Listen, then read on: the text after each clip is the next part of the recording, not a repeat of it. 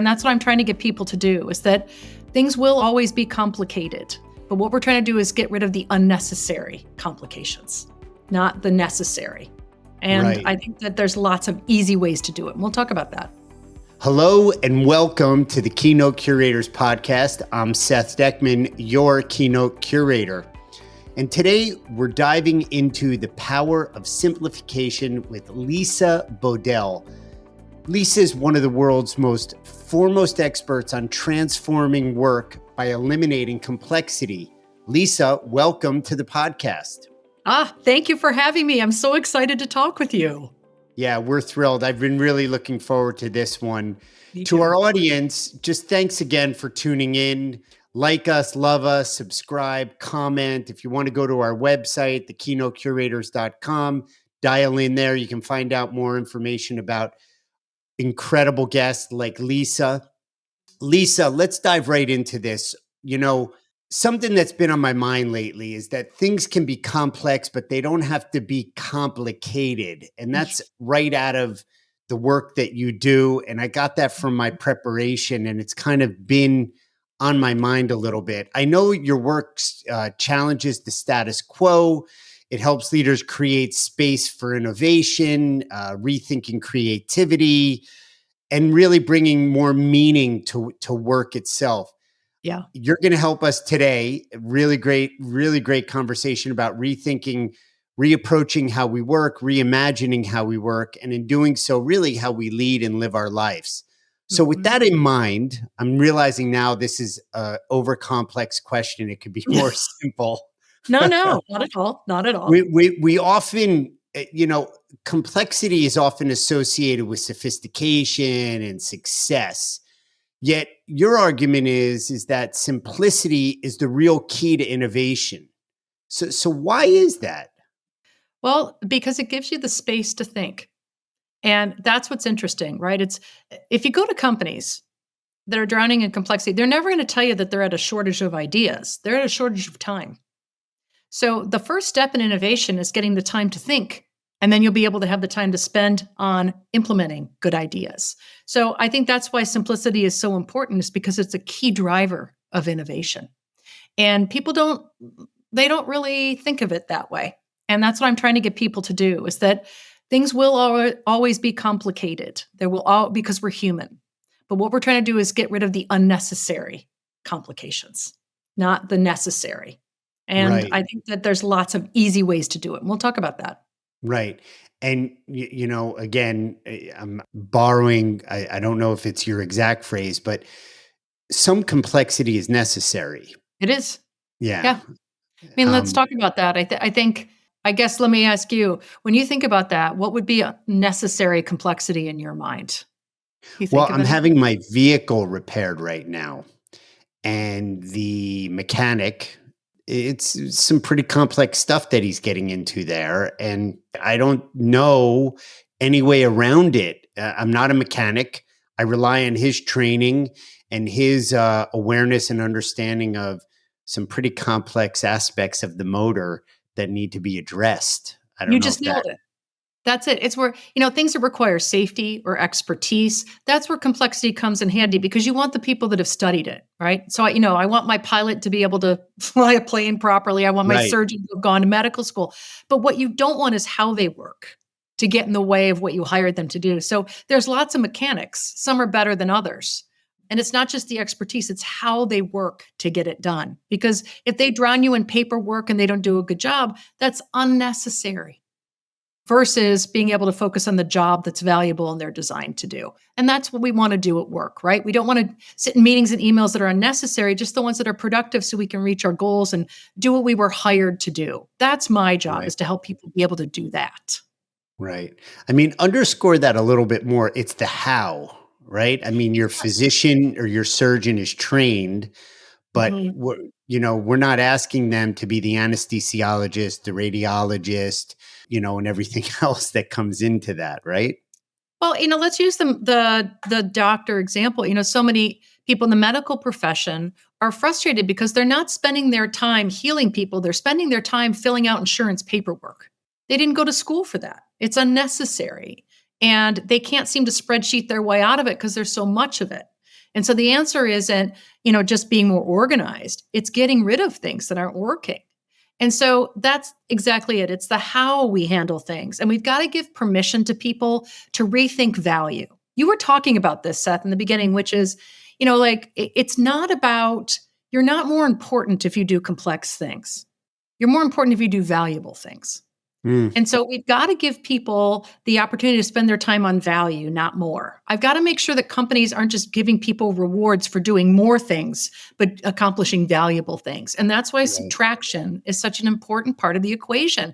And people don't realize that because they think subtraction is a loss versus a focus. And we've got to change that feeling.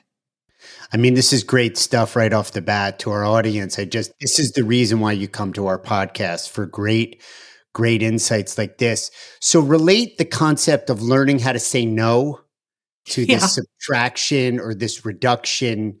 And I can't underscore it enough because, look, I'm a pretty pedestrian thinker, honestly, but I do know the idea about busyness is like a badge of honor, or, oh, I'm so busy.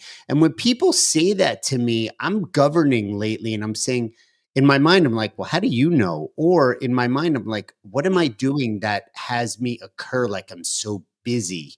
Or it just could be like a cultural thing where they want to soften the ground and be courteous or respectful.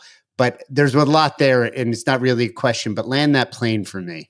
Yeah, it's funny you talked about saying no, because what we're getting at is how we use our time. That's the currency of today, right? And so I tell people, are you spending your time or are you investing it? And when you talk to them about their ability to say no, people get it right away. Like they want to say no to things so they can not do things out of obligation, but things out of intention, right? We want to live our lives and spend our time with intent, not have it taken away from us in obligation. So being able to say no to things is very important, but people don't feel like they have the permission to do it, or they don't think to do it because they're either being mean, they don't want to be rude, right? It's with the best of intentions sometimes that they say yes, or they worry at work that they're going to get fired. But I think a leader, no, they don't want to disappoint, but also they don't want to make a politically bad move for that. They don't want to make a bad step. Yeah, who's going to say no to their boss's meeting? But giving people like the psychological safety to say no is important. And we actually, of all the tools my company does, it's funny, the one that is the most requested is we have this spreadsheet, 40 ways to say no. And it's, there's many ways to say no. And it's just, often it's cultural because people don't want to be rude. And they just need a way to be able to get out of things without feeling like they're the bad guy. And by the way, here's the other thing. If you can't say no, the trick is to say yes if. Because with time, Seth, like you don't want to say no to somebody, but you could say, yeah, I can do that if the person asking you has some skin in the game. So that's how you get out of people taking your time. You have people say, yeah, I'm willing to do that if you can do this for me, or if we can have this trade-off. And I think that's a fair thing for people to do. It's like start looking at it as a relationship with time versus giving it away. And the management of time, as you said, it's a finite resource, and that's the currency, as you say. You'll never get it back. Once you spend it, it's gone. Yeah, and let's connect that to the ubiquitous thing that's everywhere. You can't avoid it. Is AI, which is supposed to be this tool that's optimizing our time and leveraging technology to make us freer, yet it's doing the inverse. It's more consuming. And it's so funny. It's Are you using it a lot? Are you using it? I am. I do use it. I do use it every day. I use it very specifically. I do voice memos for a lot of the writing that I do when I'm doing some for my blogs, so that when I prompt it, my voice memo that I've transcribed, and it's totally my voice, and it's just kind of cleaning up some grammar and maybe ordering some of my thoughts. Beyond that does save me time, and that does optimize my time, 100%. Right? Yeah. Well, as a fellow writer, I do the same thing. I don't do voice memos. I got to get on that, but I like to physically write things. But it's interesting. People always say to me, especially around AI, has technology helped us or hurt us when it comes to complexity? And the answer is yes. I mean, it's done both, right? It's right. When you look at, I'm grabbing my phone here, like the amount I can do on my phone with my apps is incredible. But just because I can doesn't mean I should, right? That's kind of like the bane of social media. Yeah, it's really great. I can be more connected, but man, can I waste so much time Yeah. doing that? So Yeah. it's knowing what tools and around AI. Man, I'm a big fan of AI because I think it saves a incredible amount of time. But what it can't do yet is you mentioned voice and creativity and context and the humanity. This, I think, if done well, is going to help us be more connected as humans and emotions and empathy, because that's where we're going to be able to focus and not drowning in so much mundane stuff if we use AI right. That's the hope. I mean, that is the hope. One of my oldest is 21 years old, and Yep. she's working. She's studying business, branding, and marketing, and she's very Great. enthusiastic, very aspirational, Mm. and she shares a lot of her work with me. And I can tell when it's a little bit too much heavy of a lean on ChatGPT. And I can tell too. I yeah, can tell too. Because I don't feel the voice. I don't feel the originality. I yeah, feel like it was a little too canned, you know? So I think that's where I want the time now, and it's given me a lot of time to be able to think. And that to me is the difference. It's freeing up my time so I can use my brain, not just my yeah, spreadsheet. Because right, spreadsheets aren't strategies, and we've got to get back to thinking. That's the key yeah. thing. And while you're the guest, Lisa, I got to bring it back to me. Just the voice memo has been very freeing because previously I did do the writing, the keyboarding. Sometimes it was handwritten notes that then I would flesh out. And Yeah. I'm a talker. I like to talk. I like to have stream of consciousness. I like to go down a road and it goes nowhere and then come back or start a new road. And to be able to get that all out and then use a tool where I can create a through line or connect some thoughts that are a little bit disjointed, but it's in my voice. That's been the magic. Yeah, and you seem like then you're an external processor, right? You like to process externally as you say it out loud. So Yeah. how you're doing that is very important because that also gets back to people think in different ways. I am not an external processor. I'm an Yeah. internal processor. But Yeah. you just have to know that and then you use the tool differently. But anyway, you've simplified how you go about things and it feels like not only do you get more done, you get it done with better quality, which is great. Better quality. And what I found is it's fomented. And I want to tie this, your book, Why Simple Wins. Again, land the plane here. I think I'm the podcast host with the non-questions, like I'm making you do all the work. But, No. in your book, which is Why Simple Wins, you talk about invisible waste and all this. And for me, the Yeah. value that I'm bringing to the service that I provide for my clients and my buyers who you speak to and give your keynote speeches to, that, it's my time and what I can bring and be really present and creative and provide and help them position a message and a speaker. Talk to us about that and, why simple wins and the time management, the time use really. And well, I'll tell you this because I started out doing this, and I think a lot of speakers do. What speakers speak about is what they're trying to figure out for themselves. I strongly believe that.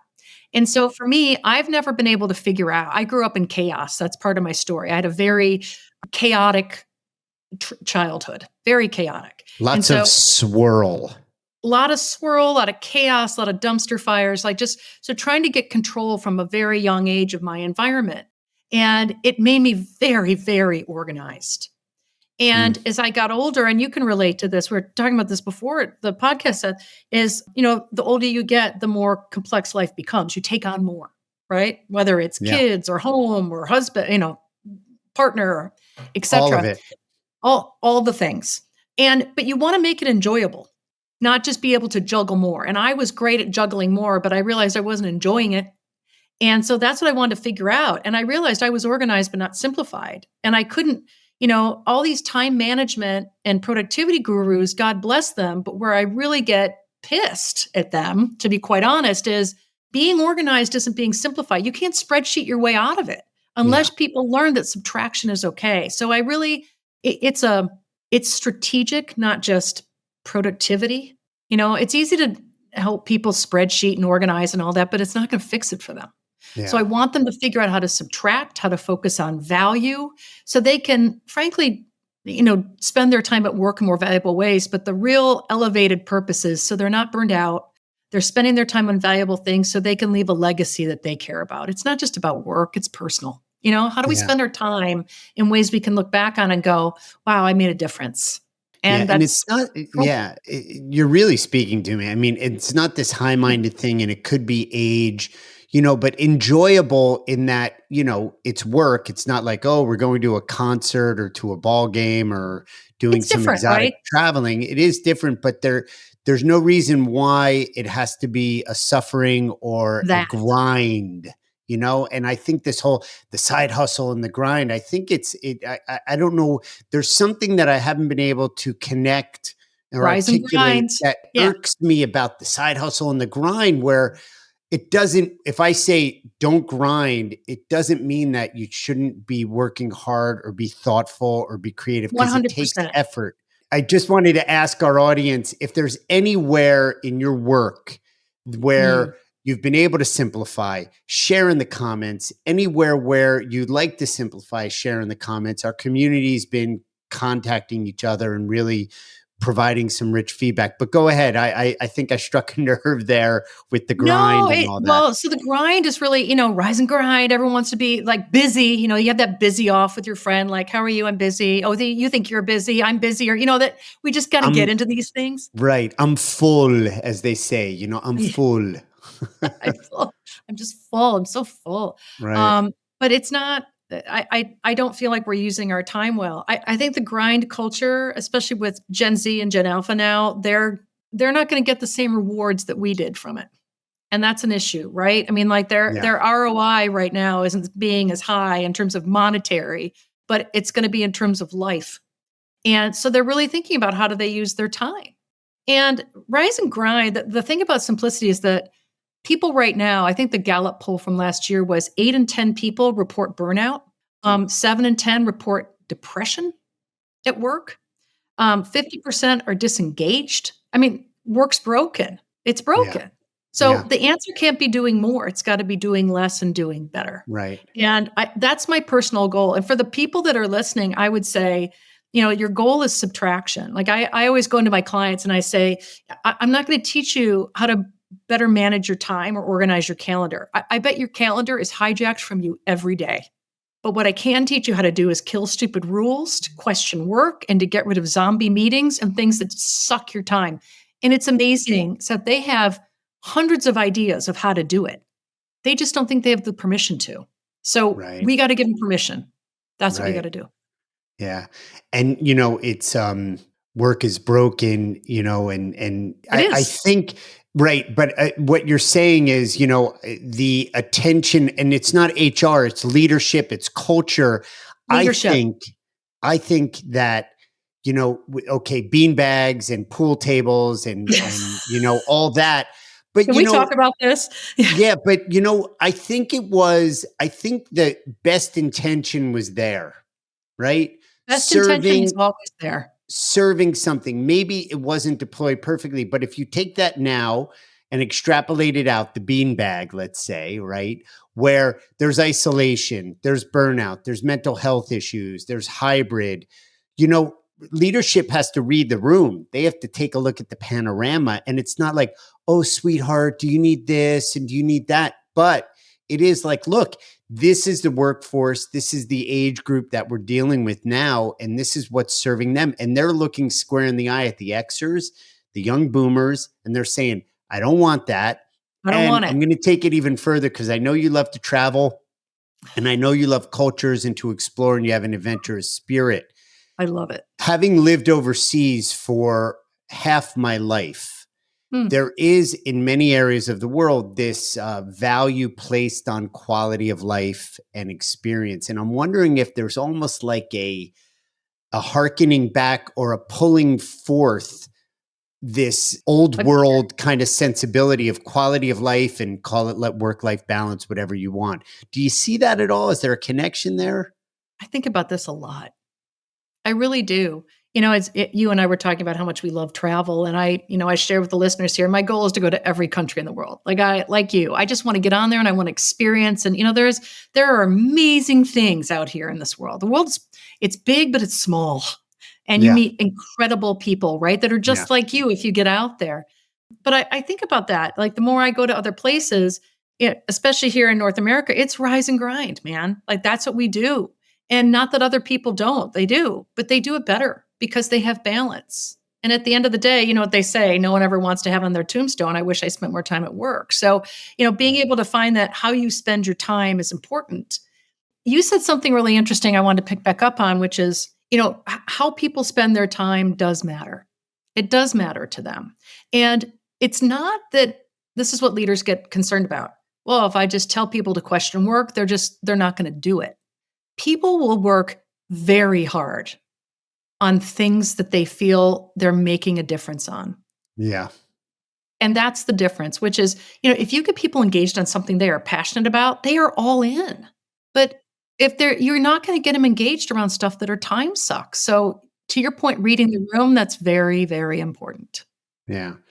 And That's just to parse it, just the date, making a difference. It's not like this high-minded thing. I'm going to go build a well in a developing country. No, It could be no. making a difference. Like, wow, there is some really fertile ground here for me to develop a capacity that I've been hungry for in this project as a vehicle for it. Or it could be going and building a well in a developing country. It could be. It could be, but I think it is as simple as that, which is, it's not like people need to come to right? I have a training business. That's what we do in New York.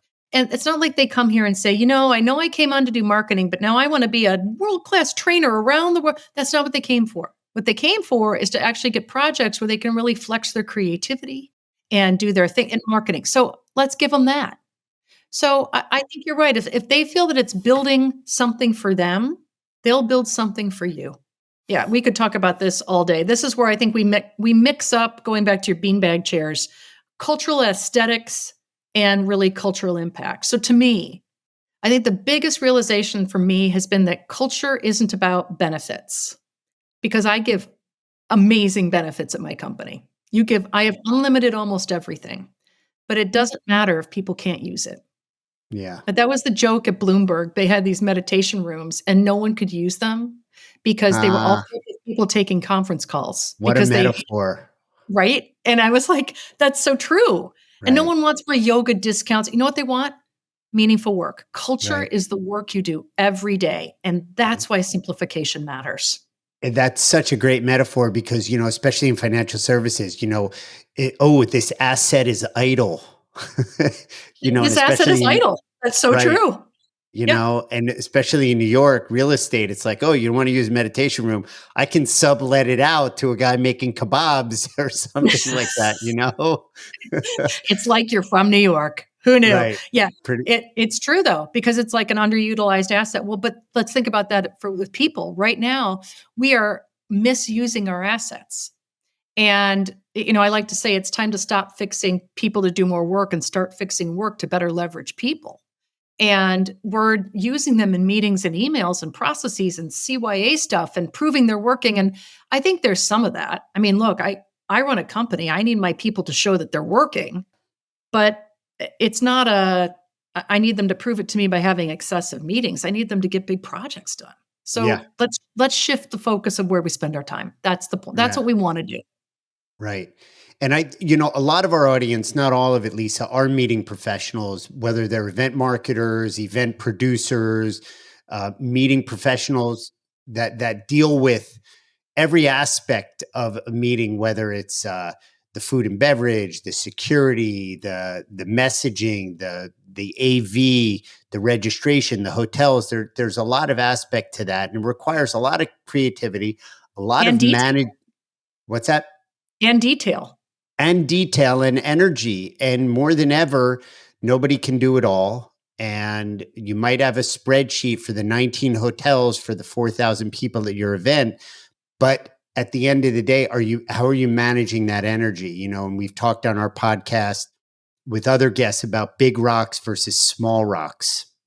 Well, there's that. But the one thing, I will say the number, besides saying no, the number one exercise, I was just on with a big pharmaceutical company before this podcast, is killing stupid rules. That's the number one thing they like to do. And the reason why is because it gives people permission and a vehicle to get rid of things. Because they're, like complexity is like a weed, it grows back. And, the beauty of what I do is nobody argues with me. Nobody comes to me and is like, no, we don't have any complexity. I mean, it's an easy thing. But the benefits it gives them, they see like when they kill stupid rules, is they immediately, it's like a catharsis. People let their shoulders down and they're so energized, like, oh my God, I just got time back. This is amazing. And it's immediate impact and they feel empowered. And that's what people are desperately wanting control and empowerment. They're not doing this stuff for shareholder value. They're not. No one's waking up for shareholder value, but they are waking up to do meaningful things and to get rid of stuff that's holding them back. That is a sense of control that people desperately want. And that's what simplicity gives them. It's free. Let them do it. And I'm sure you've heard this. They're like, gosh, how come we didn't do this 10 years ago? That is the aha moment. That's it's for people that have difficult bosses. I know why they don't do it, because they probably tried and failed and given up. Right. But for most people, I didn't know I could. What we value is more, not less. So I feel like if I get rid of something, that's bad. Right. Yeah. No, I'm chuckling because we've gone an extended period of time and we haven't talked about me. So, it's all got to come back to me. But I was laughing because we just installed an in-home and all-home water filter. Oh, we did that. That's amazing. Yeah. And prior to that, we used these pitchers that had the filter in it and all this kind of stuff. 100%. And it was such a pain in the butt. Right. Yeah. And it was a real pain, so onerous, so irksome. And now we're like, how come we didn't do this like years ago? And it's all the water, right? It's the washing machine, the dishwasher, the showers, everything. It's not just in the kitchen or whatever. And it's like this, it's this simplification, right? Well, it's also the devil, it's change is hard for people. Change is hard because it's easier just to do what we've always done. And that's why we don't question work. And that's why we don't question our lives. Right. And I think you need somebody who is, the first step is awareness and open to it. And then it's taking the first step. It's always, that's why I say to people, if you're going to simplify, this is the power, like for all the meeting planners out there, do this. Yeah. The power is do something in your sphere of control, right? Don't try and change expense systems and reinvent the meeting planning industry. You start small in your sphere of control and you take the first step. And then after you do it like you did, you're like, why didn't we do this sooner? And then I bet you start to look at everything in your house now, like, well, what else could we transform? Totally. Right? And it's contagious. Yes. And it's about the sphere, because I was going to ask you if you could give every executive, whether it's the lead on these big meetings or even small meetings, which have a lot of impact and a lot of importance, what's that one question you would have them ask themselves, whether it's daily or with some type of regularity that would challenge the status quo? What would that be? Not to make it complex, I would say two things. The first one is, what are your biggest time sucks? And you just write them down. And what's interesting about that is because then it forces you to really think about, like, so what takes up your time? So you're forcing yourself to say not just what you do, but then really look at it and go, why are you doing it? Right. That's the first thing. What are your biggest time sucks? But the second thing is, what's stopping you? What's stopping you from getting rid of stuff? And that's the one that when I do this in a large group, it always stops people in their tracks because they're happy to complain about other people being the problem. But then when you say, so what's stopping you? And usually I hate to say it, it's ourselves. And that's probably why there's silence, because it's just echoing, there's nowhere for it to go, But the realization, that's the good news. People do it. Exactly. That's the good news. Like, nothing's stopping me. I just got to do it. I got to find the time to do it. That's what people say. Exactly. And there's no magic bullet or this spark of inspiration. I'm going to go out on a limb here. I was listening to an interview with Seinfeld and they were talking about writer's block. And he goes, writer's block? There's no writer's block. There's lazy. Yeah, I saw that. That's really good. There's lazy, because I have writer's block, I think. Right. But I'm like, you're right. It's just kind of like getting started or getting the inspiration. Like sometimes you just need the juice to do it. and then stick with it and have that one win and that one thought and that one sentence and that one rewrite. And But it it's that. kind of begets itself, you know? And that's why we talk about the sphere of control, which is you just need the one win. And That's right. the one win, the new water filter now is I'm going to redo everything like this in my house. I'm going to transform my home and my life. And like you're all in, right? Oh, look how easy that was. I can do it here. Right. And it happened. We're now in spring kind of cleaning, but it has a new energy to it. We're getting kids. We're beginning to get ready for summer camp, and there's uniforms, and it just has a whole new energy to it, you know? But you just said something really important. It's just, that's the other thing I think is really cathartic when I talk to people, which is you just have to begin to begin.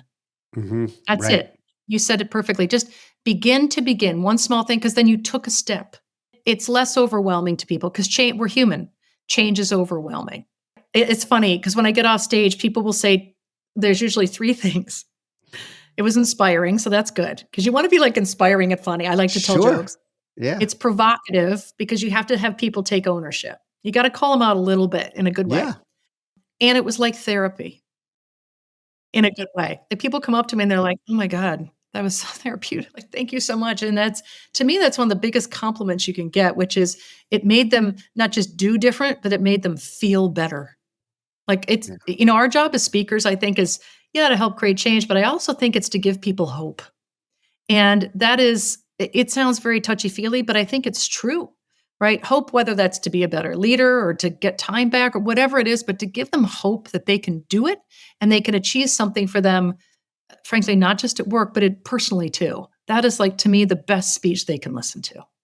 Well, it's true. I feel that your vehicle can be your thesis around simplicity, your book, Why Simple Wins, and all the consulting work in every industry and every country in the world. But when you get right down to it, if people are the only thing themselves that are in the way, right?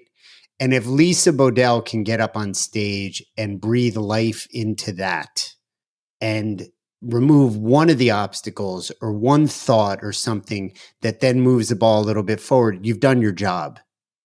I like to think that. I like to think that because no one should feel powerless. I think that's a terrible way to live. It's terrible, right? So let's give them some power. And I think that relates to power, relates to control, relates to hope. That's really what it comes down to. Well, Lisa, I think that's, I could go on and on. We could do a 10-part series. I love your energy. I love your simplicity. But really, I think, love your water filter. Yeah, water filters, travel, it's all connected. But thank you, for the work you do, for the difference you're making. And, for those that you're going to speak to for this year going forward that you have yet to touch, it's a real gift. So, all the times that you've been out there and you haven't been thanked for the work that you do, we thank you here at the Keynote Curators because we know how much of an impact it is. Thank you. It's a pleasure. And I'm glad to spread the word. It's a pleasure to be here. So thanks for giving me the vehicle. You're very, very welcome. It's an honor to have you. I will just say this, to begin, I had a list at the beginning of the year. We're trying to expand our capacity and up our game on the podcast. So I said, I'm going to reach out and I'm going to say, who do I want as a guest? And I'm not kidding you. I put in Dan Pink, Seth Godin, and Lisa Bodell was there. And in previous years, even though we have a connection, I was like, I don't know if they'll come on and I'm not sure if I'm ready and all that. And I just did it. And I've got everybody that I've reached out to has been a yes. So you never score a basket that you don't shoot at. So, there you go. Very good. Congratulations. You began to begin. Thank you. And to our subscribers, viewers, listeners, thanks again. Love us, like us, subscribe, comment, come to our website, thekeynotecurators.com. We appreciate you being here with us because you're smarter for it. We'll see you next time.